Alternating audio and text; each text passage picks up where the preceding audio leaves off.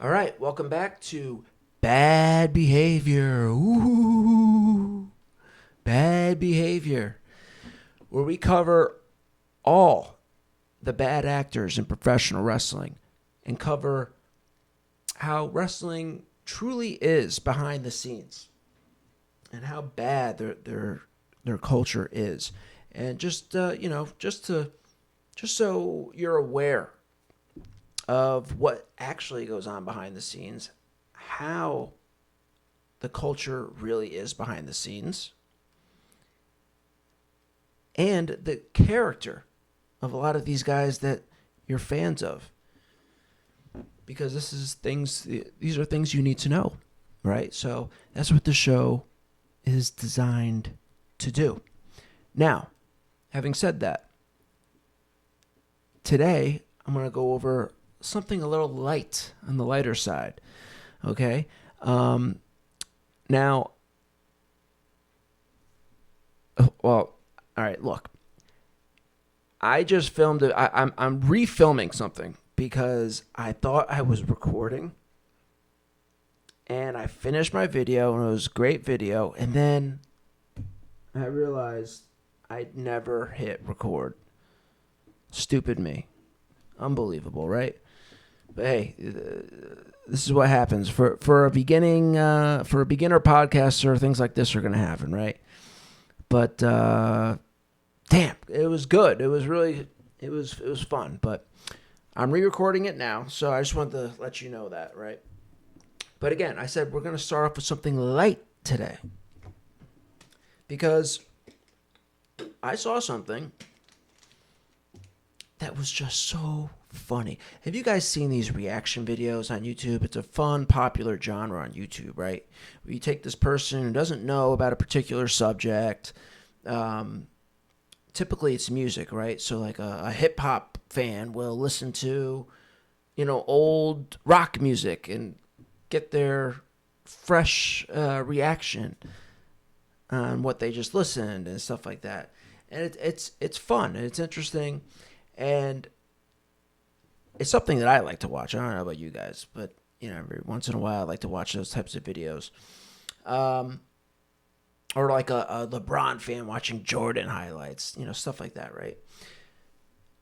I saw a video by one of my favorite YouTube guys. His name is JesseOnFire. I brought him up on one of my episodes earlier. And he's an MMA guy. He covers MMA. But he has been covering the Vince McMahon story, okay? And in the video I'm going to show you, he explains how in researching this Vince McMahon stuff, he came across a video. He went down a rabbit hole and found this video about some of the storylines that have happened in wrestling. And his reaction is funny, okay? So I'm going to show you that now. Let's see. And I am recording, okay. Thank God. Thank God for that. Okay, so which one is this? Okay. This is what I want to show you. See, I already watched it, so now I got to go back. And here it is. Seems extraordinarily unlikely. Before we get into the Vince McMahon stuff, I gotta say one thing, dude.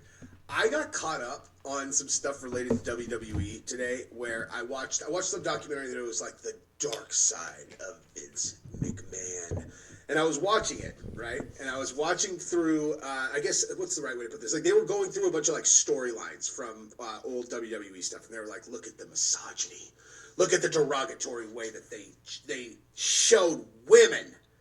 And I'm watching it, and I'm just gonna be totally straight with you. I never watched WWE growing up. I never watched WWE. Period. I was watching these storylines today, and they're framing them like, look at this disgusting thing that they did. And every time I watch, have you seen these videos?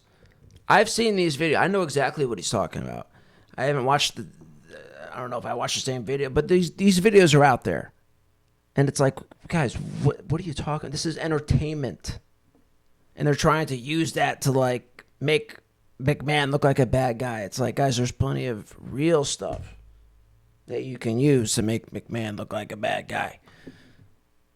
You know, what are you doing using entertainment to do that? I don't get it. I burst out laughing. I was like, oh my God, this is genius. They showed the part where they had like this like 90-year-old grandma who was like a wrestler. She like they had her Mae flash Young. her boobs. They had her get pregnant. She's 90. They had her get pregnant, and then they filmed this. All right, so when Mae Young flashed her tits, I remember exactly where I was.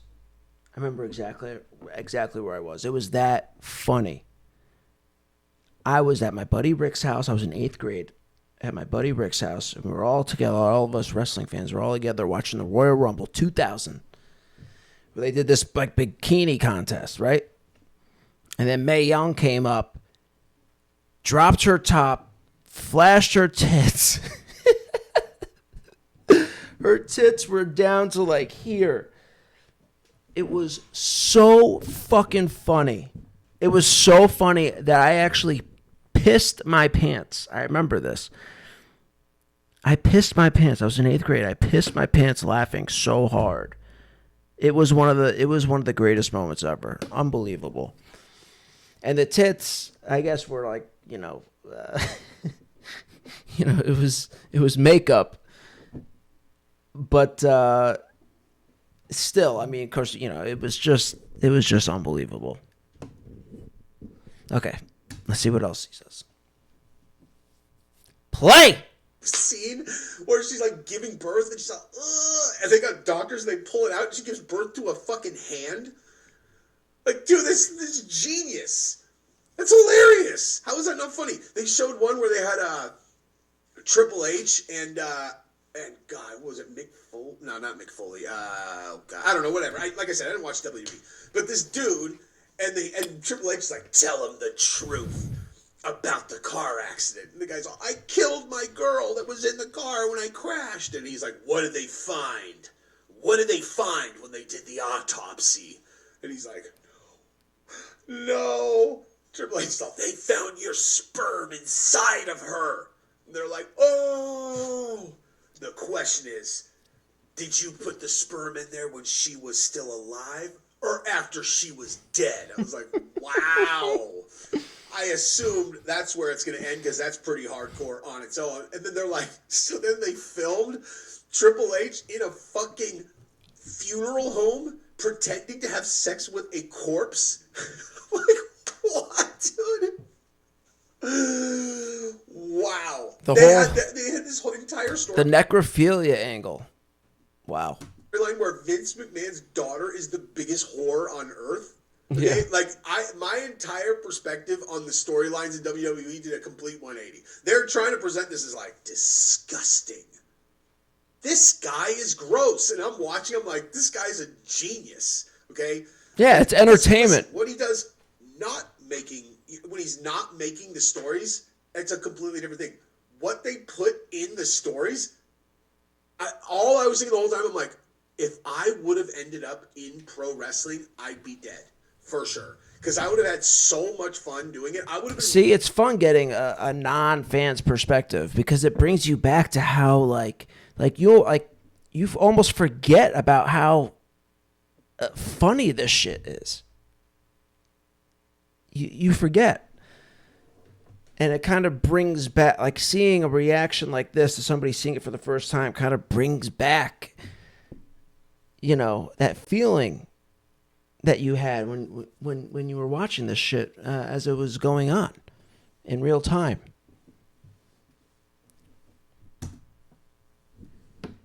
Writing the most insane stuff ever. If seriously, if you put me in a room, and you're like, come up with the most insane storyline you can think of. I'm like, what's off the table? We just did a storyline where the CEO got his daughter pregnant. They're like, yeah. I'm like, so nothing is too far. Not a goddamn thing is too far. I'd be like, let's get it, dude. Because I can think of some fucked up shit, man. Some fucked up shit. If like the storyline of, so he killed her in a car accident, and then we'll be like, hey, your sperm was inside of her corpse. I'm like, do not give me this ADD brain free reign with absolutely no rules on the most deranged ideas ever, and the more deranged the better, I would have been the MVP of that fucking writing room, dude. It probably doesn't sound very good given the context of the story, but I just feel like honesty is the best policy, and so I'm just going to be honest about that. All right, let's move this over to the Vince McMahon side that I want to Yeah, and going back to, like he was saying how those guys were covering it. It's like, I don't know. I mean, them and anybody else who like doesn't. If you see stuff like that, it's like, how could you? I mean, it's so over the top. Like it's so over the top. You can't help but like laugh. And if you don't get that, it's just like entertainment. Then I don't know. All right, so now he goes on into some of the latest Vince McMahon stuff. Let's see what he says. Talk about. So Vince McMahon still holds influence in WWE after his resignation. Oh, does he now? McMahon may have a bit of power left. You're all, really? Hey, you know what's hilarious about this is like, are you sure? It's like, no, he does, man. You're all, are you sure? They're like, yeah. You're like, yeah, no kidding, dude. Obviously he has influence, dude. It's like, so stupid. So stupid. Jesse, the guy is going to jail, I thought. Right, but also, without even reading this, why don't we just go down to the part where boop, boop, beep, boop, bop, boop. He still owns 10% of the outstanding shares of TKO, man. Do you have any idea how much influence 10% ownership buys you in a publicly traded... Right, this is what I was thinking. Like my friend Mike, Richards, okay? He was like, oh, he's done, blah, blah, blah, blah, blah. And it's like, well, yeah, duh, he's done. As having like an official title, but like, do you think he's like really not? You think he's just not going to be involved in some shape or form? I mean, come on. In company, it's like, well, yeah, but you know. Now this is interesting. What he's going to say here, all right? Like, did he? They're like, well, probably. You're like, maybe, but like, let's just say that he did. Right? Let's say that he did. All right, he did. What's your point? Well, my point is he still owns 10% of the company. So if you know how that all works, okay, so he has a lot of influence. So this is something I brought up in the video. It was never recorded. So you'll see what he has highlighted here, right? It says, the influence could stem from the significant amount of TKO stock he retains, comprising approximately 10% of all outstanding shares. Okay? Now, I'm going to read you something I took a screen grab of a Forbes article. This is a Forbes article from January 29th, 2024, so just about a week ago, right? Here's what it says. In November, okay, you know what? Before I read this, I'm going to let him continue. I'm going to let him get to the part, this part right here.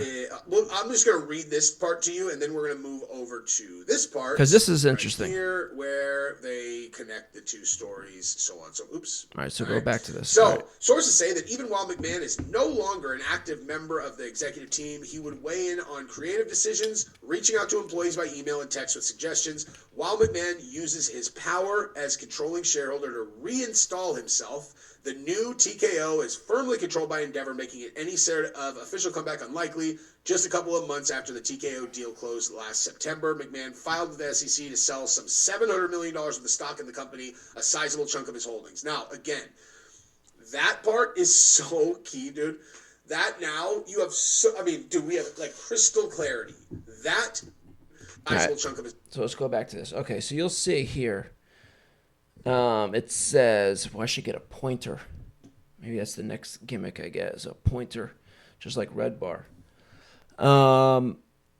Okay, so I'm going to go to the middle, where it starts off with, just a couple of months after the TKO deal closed last September, McMahon filed with the SEC to sell some $700 million worth of stock in the company, a sizable chunk of his holdings. That being said, he still owns a big portion of the firm, representing about 10% of the shares outstanding. It may not be enough to reappoint himself to the board, but enough to carry influence. Okay, so now this is in a a big contrast to what the Forbes article I was telling you about says. So the Forbes article says this. In November, after TKO reported its quarterly earnings as a public company for the first time, McMahon sold 8.4 million shares, taking his Class A ownership stake down to some 25%, and his total economic interest in TKO down to 10%. Okay? So, just a couple of months after the TKO deal closed last September, remember that line? Here it says in November, which is what, a couple months after September. Here it says he sold $700 million worth of stock. The Forbes article says he sold $8.4 million in shares. Oh, wait. Oh, maybe that means... Okay, because I was confused by this. Wait. McMahon sold 8.4 million shares. So I guess maybe the 8.4 million shares equals $700 million worth of stock. Would that make sense? Otherwise, this is a big difference. And I don't know how all this stuff works, but I just thought that was interesting. In my earlier video, I said, well, who's off here? Because that's quite the big discrepancy, right?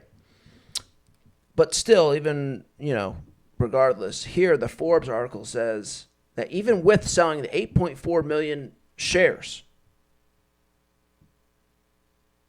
his ownership is now down to 25%, which is still significant, obviously. So I just thought that was interesting, okay? And now, again, let's see what else. I think this is about it. So key, dude. That now you have we have like crystal clarity. That for sure is because these guys knew this. Well, for sure.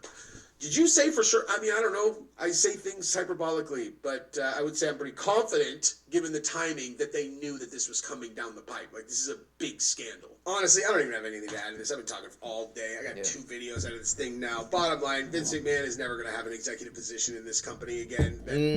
No, definitely not, right? But does he still have influence? It's just not going to happen. I think so. What I would like to say is, if you watch this far, I love you guys. Okay, and so that's I it for would that. Now I guess I'll do 2 things in one here. All right, so that was a nice, fun, light clip.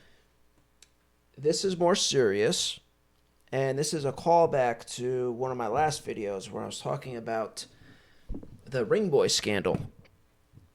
Okay, and in that video, the narrator, Lee Cole, mentioned that a diva killed herself. She hung herself because of Stephanie McMahon. And I was like, wait a minute, what? Because I'd never heard anything like that. That was news to me. I mean, that's a huge story. I didn't know what he was talking about. And in my video, immediately I grabbed my notepad and I was like, we need to find out who this is, what happened, what he's talking about. Well, it turns out he was talking about ASHLEY Massaro. Okay. And ASHLEY Massaro is back in the news because Laurinaitis, as a result of this McMahon and Janelle Grant case,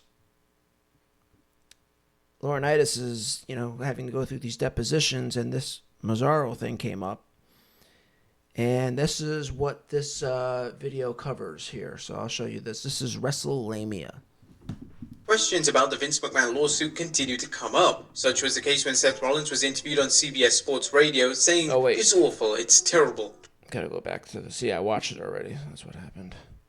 Below. Next up, disturbing news emerges from the McMahon lawsuit. And the following story does contain disturbing information that may upset viewers and trigger survivors of sexual assault. So if you don't wish to listen, please skip to our next story. Now, shocking details are emerging due to former WWE employee Janelle Grant's lawsuit against Vince McMahon, John Laurinaitis, and the WWE. The WWE is being sued on the grounds it knew about the misconduct within the company and did nothing to stop it. And now co-defendant John Laurinaitis' attorney claims that Laurinaitis and most upper-level management knew about the sexual assault allegations made by former WWE talent ASHLEY MASSARO. A new report by Vice News recalled some of the details alleged by ASHLEY MASSARO, who died in 2019. In a sworn affidavit her lawyer released in 2019 after her death, former wrestler ASHLEY MASSARO said that she was injected with a paralyzing drug and raped by someone who represented himself. I read her account of this. It's out there. It's online. I don't have it pulled up here, but boy, it's fucking gnarly, man.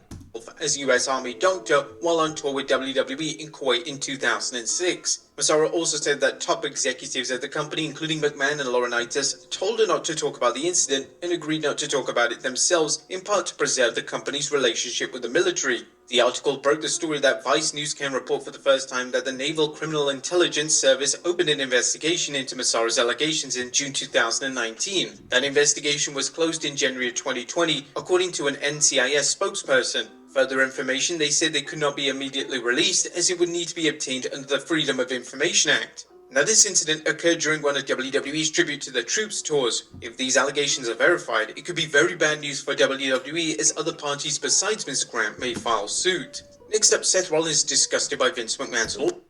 Okay. So, oh boy. All right, so I recommend reading her account of this story because it's crazy.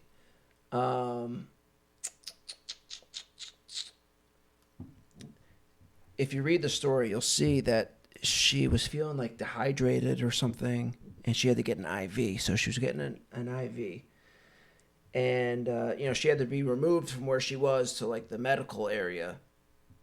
Maybe like a mile or so away or something, and she was given an IV, and she was feeling a little bit better, and then another doctor came by, and it was his birthday, and whatever, one thing leads to another, and he was going to give her something else, in addition to this IV to make her feel better.